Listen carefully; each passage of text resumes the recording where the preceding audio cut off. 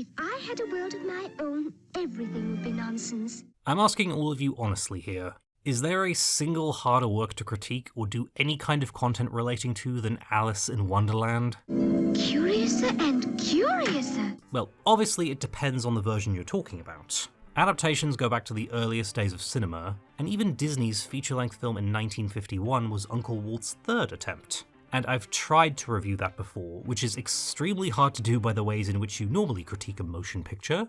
Obviously there is no simple 3 or 5 act structure, and of course the plot isn't exactly one you can recap, and forget about analysing characterization. But that also doesn't mean it's just a mindless parade of nonsense that's weird for the sake of it. And is it literal or metaphorical? And are the many interpretations valid and deliberate, or is it made specifically to be open to whatever the viewer wants to find hidden away in there?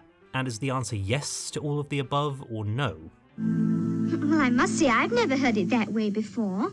Alice in Wonderland from 1951, entry number 13 in the Disney animated canon, is one of my favourite films, but sometimes I have no idea how to explain why.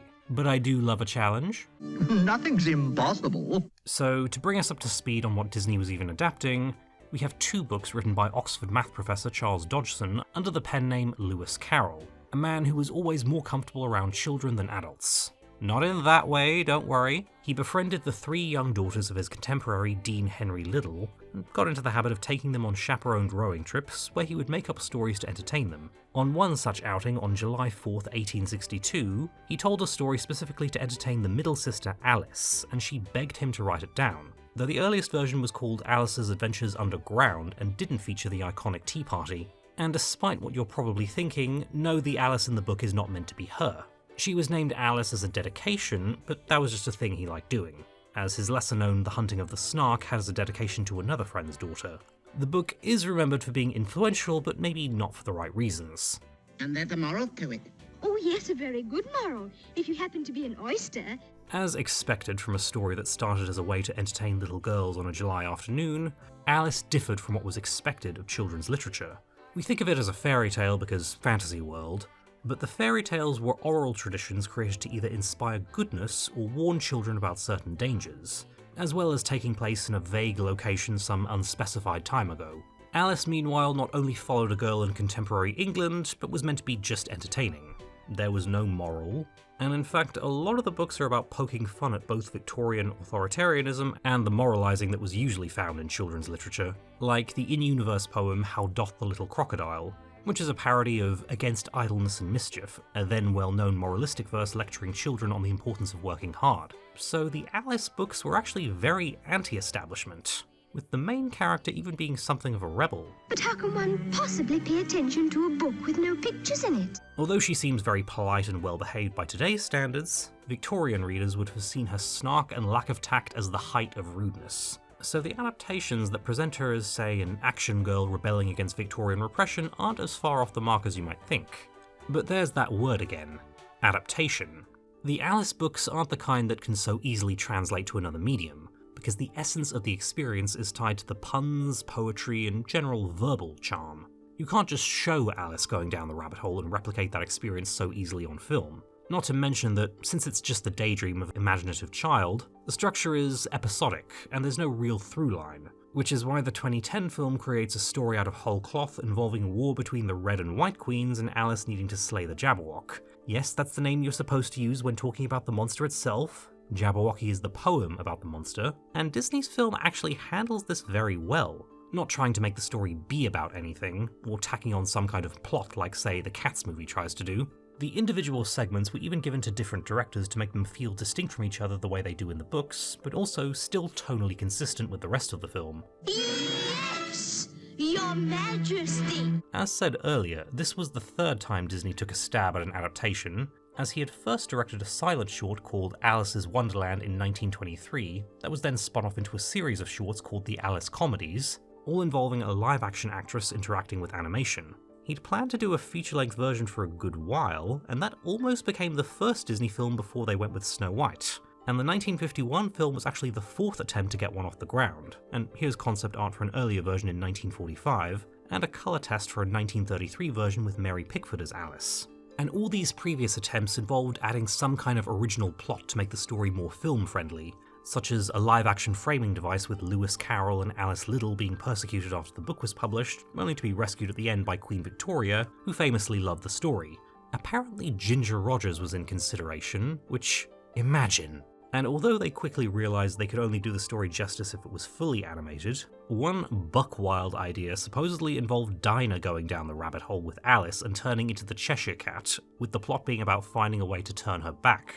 But deep down, Uncle Walt knew that all that had to be scaled back, and so the film that got released in 1951 is as faithful as possible, with there being no tacked-on plot, and just a little girl dreaming about a fantasy world. Well, after this I shall think nothing of falling downstairs. And you can feel Walt's love for the story here, with every adaptation choice being made to either preserve the essence of what was written, or translate it to the new medium. For scenes in the beginning, where in the book we're just reading Alice's inner monologue, most of that is preserved by now having her saying it out loud to either her sister or Dinah, who isn't there in the book, but it still works because of course a little girl would speak to her cat.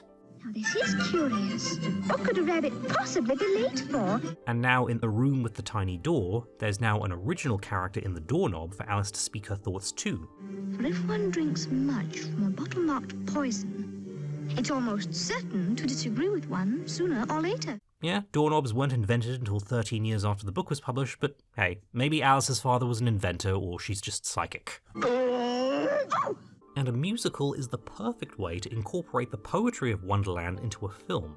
And putting music to How Doth the Little Crocodile is one way of translating that for an American audience who otherwise wouldn't know about those sorts of recitations. My favourite song in the thing is All in the Golden Afternoon, which is named after the very poem that opens the book, referencing how Lewis Carroll came up with the idea. And some of the other lines from the book make their way into the film in other forms, such as Alice getting a history lesson from her sister, who says exactly what the mouse does, and she gets interrupted at the same part. Earls of Mercia and Northumbria declared for him, and even Stygand. And the film borrows from Through the Looking Glass as well, with Alice meeting the Tweedles in between the Caucus race and the rabbit's house, and the talking flowers instead of the puppy that leads her to the caterpillar. And this movie's version of the Queen of Hearts is a combination of her, the Duchess, and the Red Queen from Through the Looking Glass, though this line makes more sense for the Red Queen since she is a chess piece. Always here are my ways. Other characters are combined because it's important to note that Disney weren't exactly rolling in the Benjamins while this was being made, since it was in production alongside the low-budget Cinderella. So the Dodo is the one who tries to help the rabbit get Alice out of his house, and the Mad Hatter and Dormouse are witnesses at the trial, with Alice herself now being the defendant rather than the Knave of Hearts. And every adaptation change is in service of making the story more palatable as a film without fundamentally changing the spirit. Like the ending, where literary Alice wakes up as the cards descend on her. This would probably be a bit anticlimactic on film, so now Alice runs from the cards and through the previous locations she visited to give the sense that Wonderland is falling apart around her, and in effect prep the audience that it's all just a dream. And also an excuse to have a wonderfully surreal animation sequence that seems to have inspired something. And actually, the Disney film was a bit scandalous at the time for breaking with tradition in terms of Wonderland's visuals. What peculiar little figures. The Alice books had been pretty much defined visually by the line drawings of John Tenniel ever since they were first published, with the concept art for the planned 1945 version evoking that aesthetic. But by the 50s, Disney needed to cut costs, and you'll notice characters created in that decade such as Cinderella, the Darlings, and indeed Alice have much simpler designs, and they were all conceived to be easier to animate without sacrificing quality, so the detail in the Tenniel illustrations just wasn't plausible.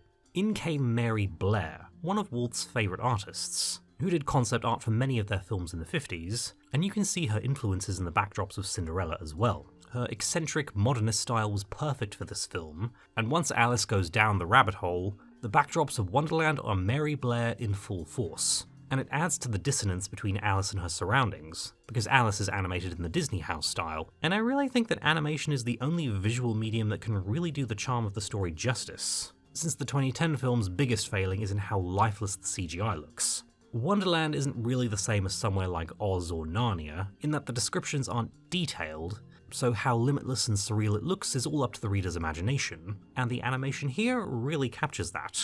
This really does feel like an endless dream world, and that vibe has only ever really been captured in live action by a film like Labyrinth. You remind me of the babe. Babe with the power. Power of voodoo. But it's not just about the visuals here. and this has one of the most standout casts of the films made when Walt was alive. But didn't you just say, oh dear. I've said before how Catherine Beaumont's take on Alice is my definitive version of the character, and I not only stand by that, I'll even add in that when I was rereading the book to research, I read Alice with her voice in my head. Mr. Rabbit, wait! I've compared her to Rachel Weisz as our beloved Evie Carnahan in The Mummy, where both of them lean into how British and proper they are without overdoing it, and play their roles as if they believe themselves to be the straight man in a comedic situation. Come on, Evie, faster. Patience is a virtue. And while Alice is the only quote-unquote normal character in Wonderland, Catherine Beaumont adds a covert eccentricity to her that definitely works, and helps subtly convey the idea that this world all comes from her imagination. And she never overplays the whimsy you need for this sort of story. Well, it's well, it's precisely this. This might sound strange, but you can feel the spontaneous thoughts coming to her as she verbalizes them in these scenes. What it is, it wouldn't be. And what it wouldn't be, it would. She also preserves Alice's snark and mildly rebellious attitude, again without overdoing it. Even the fact that her singing voice isn't as polished as, say, Eileen Woods' Cinderella just adds to the feeling that this is a little girl having a daydream. Lots of nice and friendly howdy-do birds. She was also a departure from the usual adaptation choices, which tended to cast adults in the role, and indeed Mary Pickford was 37 when Disney planned to make the version with her. Maybe that's why she's my definitive Alice. Oh dear, I do wish I hadn't cried so much. But anyway, this film often gets talked about as a failure, and Walt's repeated quote, "Alice lacked heart." But I think Catherine Beaumont's work should be talked about more in how she brought Alice to life, and helped make her one of Disney's most enduring characters. I suppose I'll be taking orders from Dinah next. Another standout cast member is Ed Wynn as the Mad Hatter, who hardcore Disney fans will also recognise for playing Uncle Albert in Mary Poppins. I always say there's nothing like a good joke. No, and that was nothing like a good joke. And as a veteran vaudeville comedian, he started improvising while the animators were using him for live-action reference, and the audio from the footage was cleaned up to be used in the finished film. Mustard, yes, but mustard? Don't let's be silly. And critics can complain about Americanization, but I wouldn't have anyone else as my Mad Hatter. We also have some Disney regulars in there, such as Sterling Holloway, and he seems like an unconventional choice for the Cheshire Cat, but something about it just works. It's hard to describe, since he doesn't even change his voice that much, but I love him in this role, especially the way he just trolls Alice. He did? He did what? Went that way. Who did? The White Rabbit. What rabbit? And I'm probably the only one who didn't get that the character was supposed to be creepy, because child me was all about the cat that could stand on his head. Can you stand on your head? Another Disney regular is Verna Felton, who was the fairy godmother in Cinderella and Flora in Sleeping Beauty, with those roles being against type for her, since she was usually cast as nags or villains, so voicing the Queen of Hearts is very on brand. And again, the difference between all three roles is so well played that I would never have copped that it was the same actress. But I was just thinking. Curtsy while you're thinking. It saves time. She's menacing without being too much so in a way that would ruin the fun. And it's not so much that Verna Felton plays her like a pantomime villain, but rather an actress playing a pantomime villain. I warn you, child. If I lose my temper, you lose your head. Understand? She feels like she's letting us know she's in on the joke. She's the villain of Alice's fantasy world, but not representative of a nightmare. Always on. Your ways, Your Majesty. Yes, my child. And I feel like such a peasant for saying this, but I did not realize that Bill Thompson voiced both the White Rabbit and the Dodo. Need I say any more? We'll smoke the monster out. We'll smoke the monster out. No! And taking into consideration that Charles Dodgson / Lewis Carroll may have been neurodivergent, and that I rarely pass up a chance to soapbox about my autism, we're gonna talk about some autistic shit. That's very important. Alice in Wonderland is known for being very popular with autistic children and other neurodivergent people, with one story of a Disneyland Alice making the rounds on the internet that an autistic little boy's first word after meeting her was Alice. And when I heard that story, I found myself thinking about the amount of times I watched the film over and over as a child. And it was during a meeting with my friend and counsellor Leanna, where she spoke about her reaction to the film that things finally went click. Well, I can't put it any more clearly, for it isn't clear to me. Rather than being a world where nonsense makes sense, Wonderland works very well as a parallel to what it's like being an autistic person trying to navigate the world.